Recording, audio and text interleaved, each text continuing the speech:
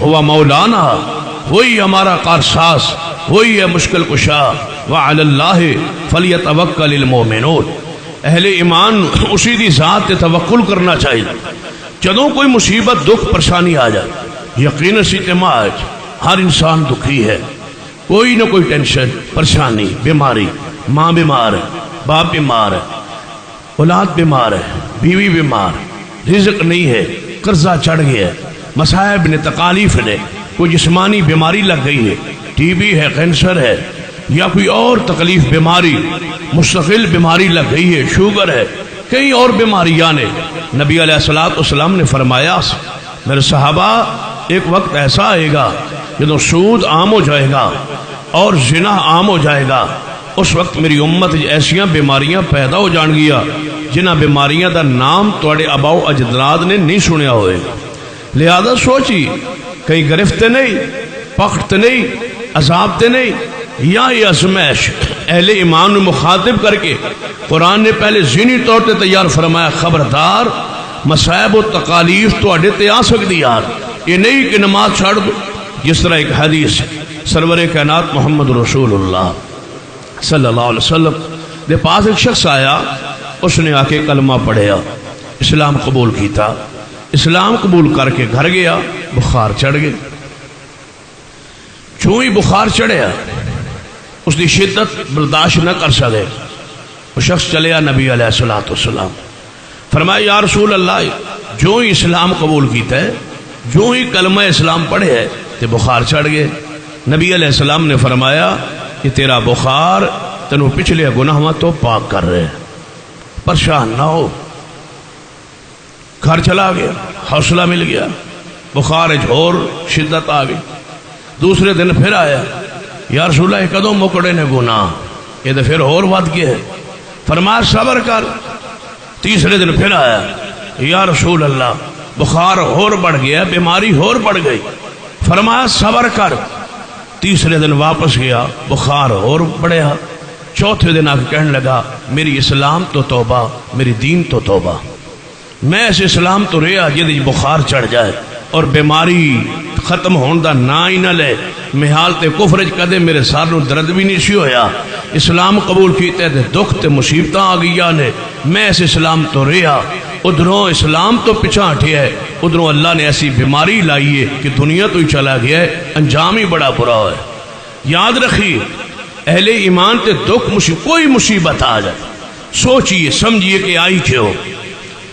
سیدہ اسماء بنت ابی بکر رضی اللہ تعالی عنہ دے سر نو درد ہوندا سی، کسی عورت نے سوال کیتا کوئی علاج معالجہ کروایا ہے تو اس اکثر سر بنیا ہوندا ہے، ٹھیک نہیں ہوندا درد، اس دی وجہ فرما دیا نے کہ اس طرح محسوس ہوندا ہے کہ بہت سارے گناہاں تو ویسے ہی وہ رحمت فرما دے معاف کر دیندا ہے، کوئی غلطی ہو گئی ہے جدی وجہ تو سر نو درد ہو گیا ہے، یہ کسی گناہ دی پکڑ لگ دی ہے، اس دا ادو ہی ٹھیک ہونا ہے جدو اللہ نے میری توبہ نو قبول فرما لینا۔ منچ انداز دیکھی اصحاب رسول دا۔ سیدنا قاضی شریح رحمہ اللہ انہاں دے ہاتھ تے پھوڑا نکلیا، جدو پھوڑا بڑھیا پیپ وغیرہ گند ادھے اندر سی، لوگوں نے پوچھا کہ خیر تو ہے پھوڑا ٹھیک نہیں ہو رہا کی وجہ ہے؟ اگر کوئی حاضر اس ماحول دا ہوندا تو کہندا ساون بھادو چ اس طرح ہو ہی جاندا، یا اے الفاظ کہندا کہ شوگر ہے ٹھیک کدوں ہونا ہے؟ نہیں، عقیدہ دیکھی، فرمایا ایک گناہ کر بیٹھا سا، اودی پکڑ آ گئی، جدو توبہ قبول ہو گئی اللہ اس دن میری اس مصیبت نو دور کر دے گا۔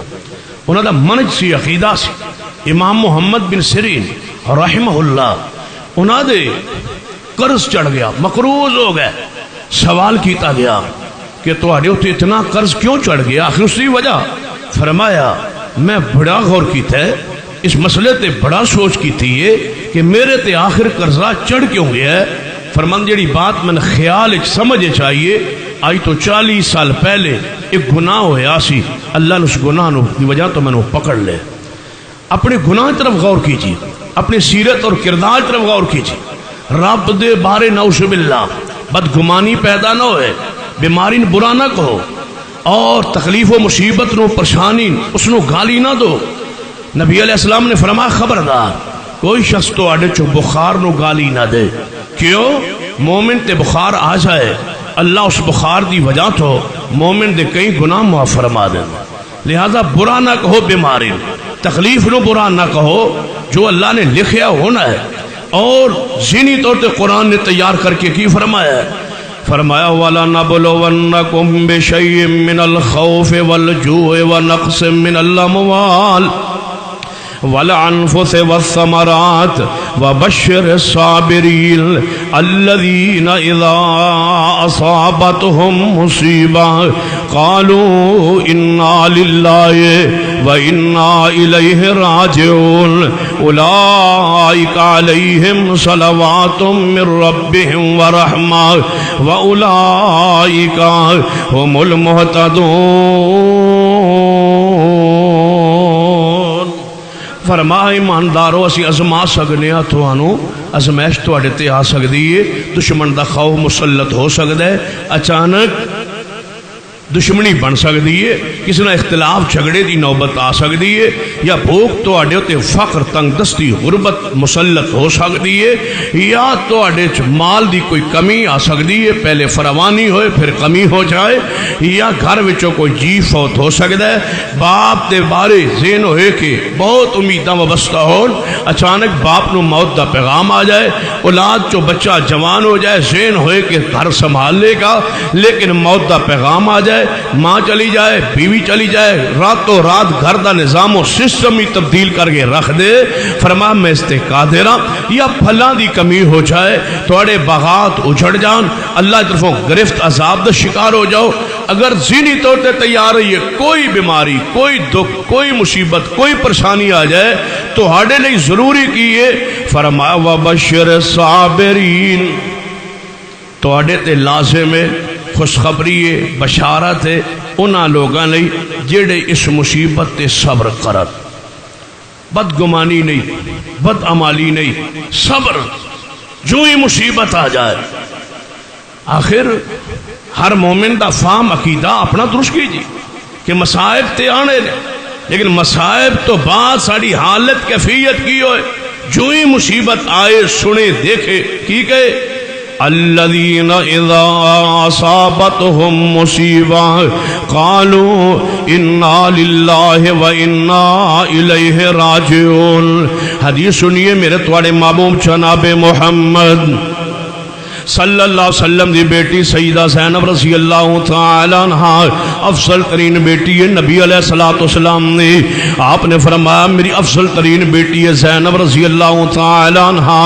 زینب علیہ رضی اللہ تعالی عنہ دے نال نبی علیہ السلام بڑا پیار، بڑی محبت، حتیٰ کہ نبی علیہ السلام واسطے سب تو زیادہ مار بھی کھا دیئے.